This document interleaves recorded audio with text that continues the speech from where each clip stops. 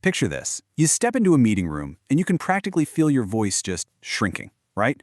Meanwhile, the extroverts in the room immediately launch into this fast-paced game of verbal tag. They're jumping in without a second thought, and you're just sitting there, carefully turning a really great idea over in your head, waiting for that perfect gap in the conversation that, let's be honest, just never seems to come.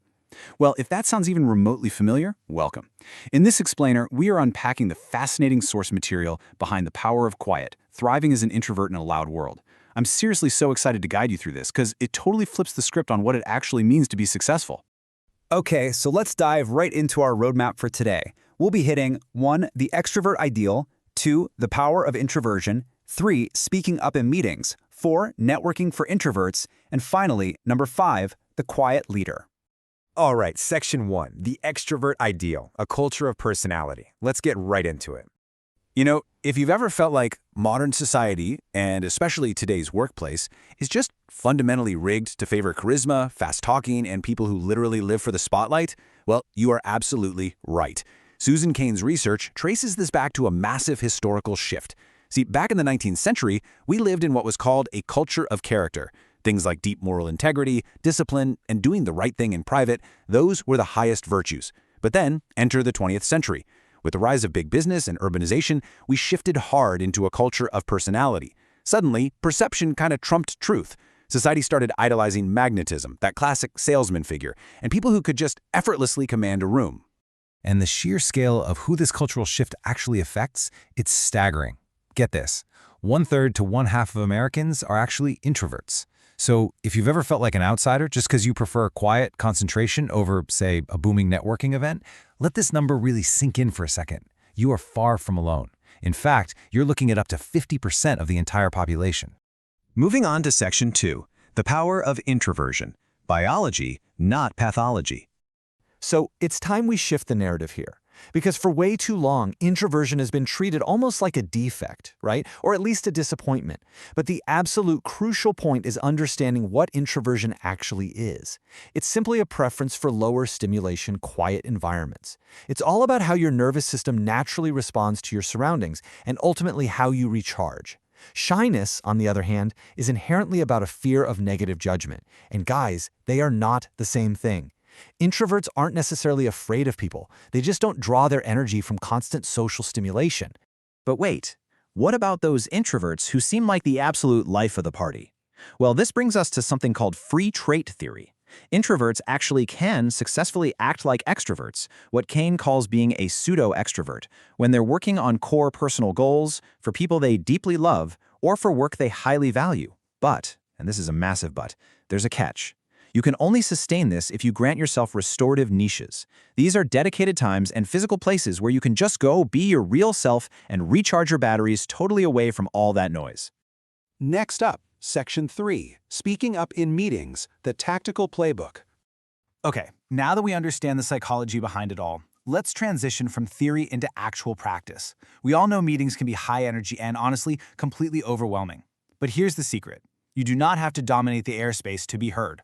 Quiet people absolutely can assert themselves and share incredibly valuable insights without having to fake some artificially loud persona. Instead of competing for volume, try making reflective comments that thoughtfully build on others' ideas, or concise observations that add quick, sharp value. You can even use direct questions to drive the conversation forward assertively. And wrapping things up with acknowledgement statements to show you're actively listening, or bridging comments to connect two different ideas together, these bring so much cohesion to the group. These are all insanely powerful ways to add immense value without constantly fighting for the microphone.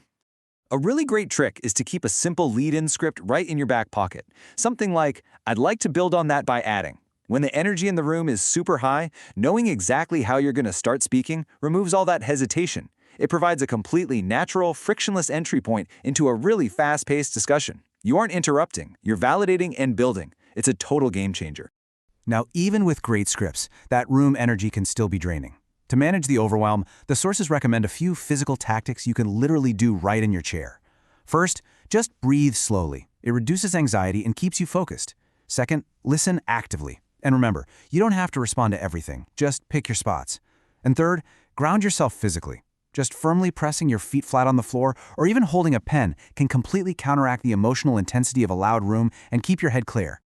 All right, moving to section 4, Networking for introverts, less strain, more gain.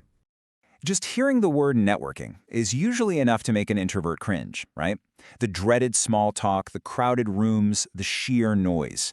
But good news, there's a clean 4-part survival strategy. Step 1, prepare. Do a little research on the people who will be there so they don't feel like total strangers. Step 2, listen. Stop agonizing over formulating the perfect, witty response and just focus on asking genuinely good questions. Step 3, wrap it up gracefully, which we'll look at in just a second. And Step 4, treat yourself. Seriously, once it's over, you have absolutely earned that restorative niche, whether it's taking a quiet walk or just watching a movie. This strategy beautifully shifts the focus entirely from stressful improvisation to calm, researched preparation. And as part of that preparation, use an introduction template, specifically the past, present, and future framework. It is brilliant. Practice stating what you've accomplished in the past, what you're doing right now to grow, and what you want to learn in the future. Having this specific framework dialed in beforehand drastically boosts your confidence. Plus, it completely elevates the quality of the conversation once you're actually out there on the floor. And then, when you're ready to move on, here is an incredibly graceful exit script for you. I want to be mindful of your time. Can I have one of your business cards so we can schedule a time to talk more? I mean, how perfect is that?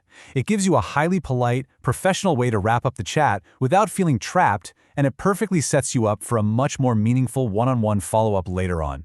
Finally, Section 5, the quiet leader. Success through humility. We are bringing this explainer to its climax by shattering the ultimate corporate myth.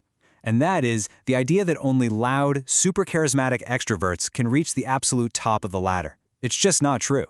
The data shows that introverts make absolutely phenomenal leaders. Why? Because they are inherently reflective, empathetic, resilient, innovative, and influential.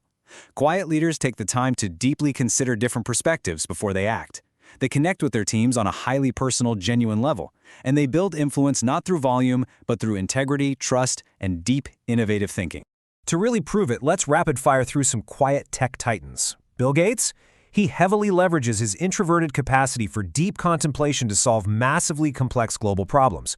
Mark Zuckerberg, who's often described by his colleagues as reserved, actually leads with a deep, quiet warmth and genuine care for his employees. And Larry Page used his unconventional, quiet, highly tech-focused nature to steer Google to just unprecedented heights. The takeaway here? They didn't succeed in spite of being introverts. No, they succeeded precisely because they leaned fully into these exact strengths. So we end with this absolutely critical question. How will you leverage your own quiet strengths tomorrow? I really want to challenge your preconceived notions about leadership and participation today. Whether you're in a loud meeting, at a crowded networking event, or stepping up into a major leadership role, please remember that your quietness is not a deficit. It is a powerful, totally unique edge. Thank you so much for joining me on this explainer, and I truly hope you step into your next room with a renewed, unshakable, quiet confidence.